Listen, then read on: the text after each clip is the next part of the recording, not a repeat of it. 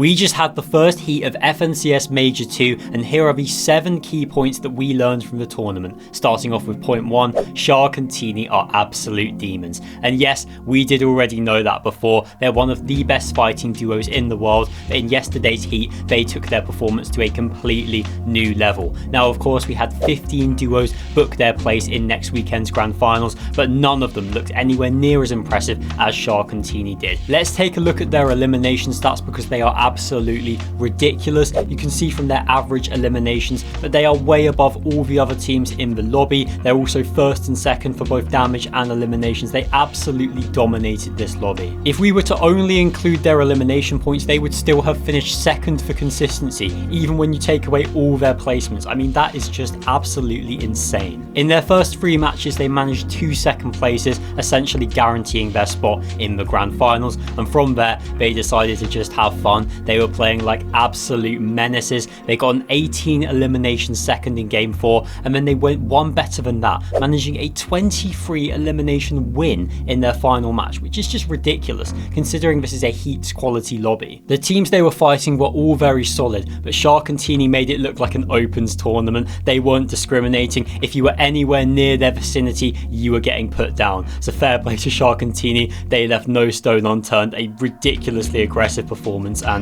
honestly it was a spectacle to watch. Now listen, I do think these guys are potentially the favourites for the grand finals next weekend. The way they've been playing lately has been super impressive. Of course, they won the EWC qualifier 4 over in Reload, and they have been looking okay in the Div Cups too. I know they got disqualified from the last one, but I'm not too concerned about that. They are going to be the team to watch, especially if they can get Calamari Canyon uncontested, which I don't think is going to be too much of an issue for them. But yeah, this was one of the most aggressive, dominant performances I've ever seen from a team in a heats format, and Shxrk and T3eny just looked honestly on a different planet. Ridiculously good stuff.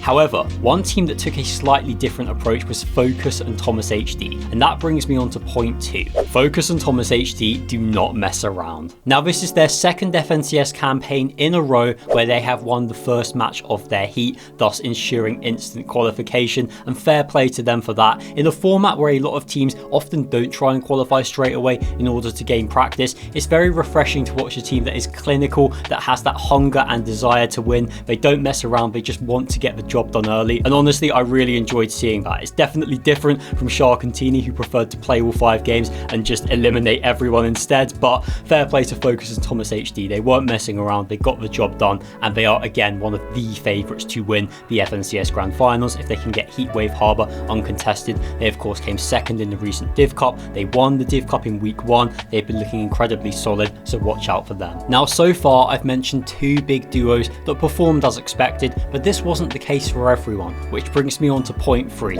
Big teams need to lock in, and there's no bigger example than Swizzy and Pixie. Now, these guys have actually looked pretty solid so far this season. They of course won the Divisional Cup in week 3, but this finals was a bit of a nightmare for them. They had 2 very poor last games, and they only just stumbled over the line, finishing in the final available qualification spot. Swizzy went down to Shxrk in game 5. Pixie was not able to survive for long because they were way below Surge, and they were very fortunate to finish in 15th. It could easily have been a different story, especially since the final 2v2 in that game was between Shxrk and T3eny and Wi-Fi and Borsuk, and had Wi-Fi and Borsuk won that, they would have qualified in the win spot, but because they lost, they finished just 2 points below Swizzy and Pixie, giving them the qualification. What could have been for Wi-Fi and Borsuk, spare a thought for them, but listen, for Swizzy and Pixie fans, it is good news. It doesn't matter what place you get in these qualifiers, all that matters is securing your spot in finals. They have shown a lot of quality this season, so potentially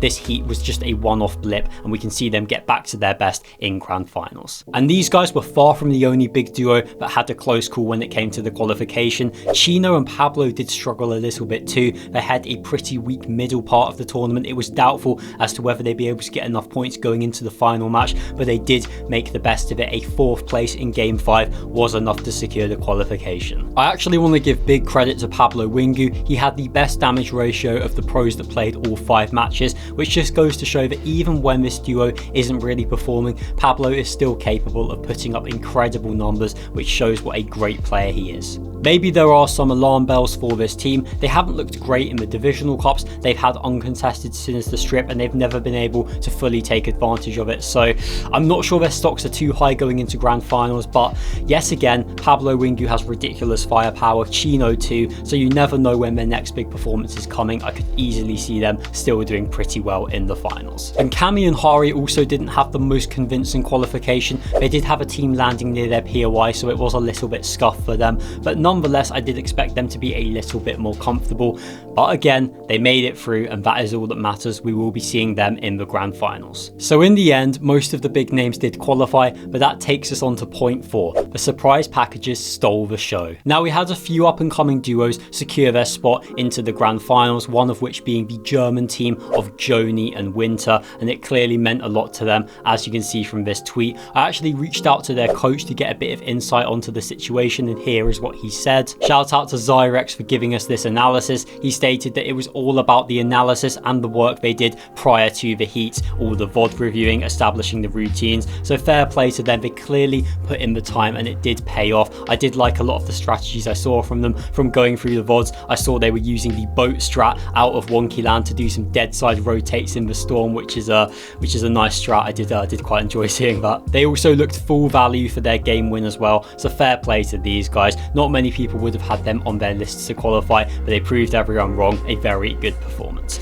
Another underrated duo that qualified is Rick Nada and Kivski. Now these guys caught my attention when they won the last EWC Opens, and they have now built on that performance by qualifying to the grand finals. Again, I reached out to these guys. I asked Rick Nada what he felt the main reason for their success was, and he stated that it was just their chemistry and the fact they work so hard. A bit of a theme there. He stated that they play a lot of scrims, they play a lot together, and clearly that has worked out because it did look like they had great chemistry from the gameplay that I watched. So look, fair play to these duos for overcoming the odds and still qualifying, despite the fact they didn't have the crazy of soft spawn situations, despite the fact that they weren't really rated too highly by many people. They still made it count and they have secured their spot into grands, so fair play to them. Let's move on to point 5. Are Podasai and Seyyto actually good? Now this might seem like a bit of a weird one, but hear me out. Podasai and Seyyto booked their spot into grand finals by winning game 2. Podasai hit a lovely 1v2 against Shxrk T3eny. Yes, Shxrk T3eny might not have been fully invested in winning that game, but still it was impressive from Podasai. He was actually a solo for quite a while in that game, so fair play to him for riding it out and securing the game win. Now listen, I just don't know what to make of this team. It feels like sometimes in days like this heat, they look really good. They look solid. They look like they could be a top level team. And then other times they're not playing that well. I mean, they narrowly made it into these heats. They finished outside of the top 150 initially in the play-ins. It was only because teams got banned that they were even able to play in these heats. So I think unless we see some real consistency from this duo, I can't put them up there with the top teams. I certainly don't think they're the best French team, because I would say that Skyjump and Mumsy are clear of them. Akira and Karama too. I know they're not in these heats, but I do still rate them quite highly. Listen, Podasai and Seyyto, in glimpses, in moments, they look very solid. I do want to see them string it together, get a bit more consistency, and if they can get a good placement in these grand finals, then that will go a long way for their reputation. On to point 6, not every big duo qualified for finals. Now I literally just mentioned Skyjump and Mumsy as the best French duo. That's because they qualified for the EWC LAN in the last Reload Elite Series qualifier, but they weren't able to get out of this heat, which I have to say is probably one of the bigger surprises. I don't know what went wrong for them. I do still think they have a good shot of making it to finals through the last chance qualifier, but this was a real setback for the French duo. We also had Khan and Reason not qualify. They were just stuck in fights all day. It was a pretty far from ideal lobby for them. They just couldn't really find their feet. They couldn't really get a rhythm going, so we won't be seeing them in the grand finals unless they can get through LCQ. I'll chuck a list up on screen now of some of the other big duos that missed out. Pradaj and Trexa, another example. Not a team that were guaranteed to make finals by any means, but certainly it would have been nice to see them qualify. And finally, to discuss point 7, this one isn't really a point, but I have to talk about it. These are the other duos that did qualify for grand finals. We can see that Syaz and Scary Sean were the #1 consistency team. These guys, just like King Cringe and Twy, are a top duo. They are no longer underrated. Syaz and Scary are already qualified for FNCS Globals, so they are playing this for fun. They're playing this for the prize pool, and I do think they could do really well in the grand finals. But yeah, these guys, we've got to start rating them with the top duos. They are on that level. We had the other Spanish duo of Godoy and Polo win a game to qualify. We had Darkus and Minori make it, Axe Force and Bevies, two pretty solid teams that I did expect to qualify. Wox and Kiro also got through, a relatively new duo, but again, one that I didn't think would have any issues in this lobby. We had Fant and Halekis make it, fair play to them, and Vidil and Ju narrowly securing the qualification, only 151 points. It was a bit tight, but yet again, I will keep on saying it, it's not about where you finish in these heats, it's just about making it to the grand finals. So for them, it is job done. I'll be doing this exact same style of video for heats 2 and 3 as well, so make sure to subscribe to the channel so you don't miss out on that. Thank you very much for watching. I will see you in the next one.